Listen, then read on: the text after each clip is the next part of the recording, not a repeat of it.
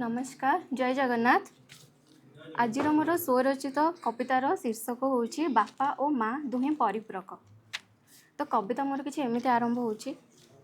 संतानर बोझ माँ पाई बंधा 10 मास 10 दिन। संतानर बोझ माँ पाई बंधा 10 मास 10 दिन।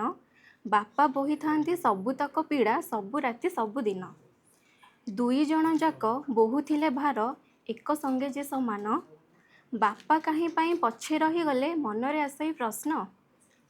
जन्म देण माँ जे आमर स्नेह दियई बोली। बापा कौन किछि करंतिनी बोली हुअंतिनी जपामाली।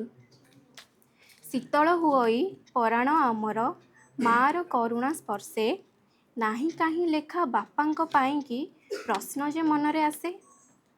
स्रोतस्विनी माँ बही चली थाए घात प्रतिघात सही। काहीं पाई बापा पछे रही गले एते बाधा विघ्न सही। भासी उठुथाए मानस पटरे मार अनिंद्य रूप। सबुरी पराणे भासी उठुथाए बापांक अभुला छाप। बाहर रे बुली घरे पाद देउ आग माँ खोजा हुए। खोजा पड़ी थाए बापांकु जे सेबे जेबे दरकार हुए।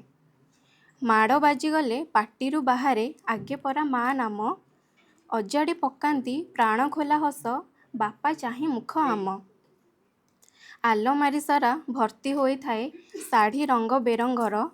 गोटिए जे कौन पूरी रहे नाही आलमारी बापांकर। उत्सव आसिले शाढ़ी किणिबिनी कही थाए आम माँ। दुई चारि हल इस्त्री करी ताकू बापा कहूथांती नुआ। सत्य ही सौंदर्य शिव ओ सुंदर अटे एहा चिरंतन। पंकिल आवर्ते जन्मी तुम्भ कोले होई अछि तो महान। सत्य सुमधुर तुम्भरी आशीष स्वर्गादपि गरी असी।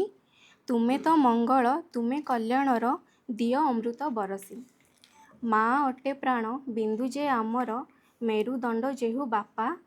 पाषाणर देह कौलिया कढ़ी अटंती जे माँ बापा। पाषाणर देह कौलिया कढ़ी अटंती जे माँ बापा। धन्यवाद।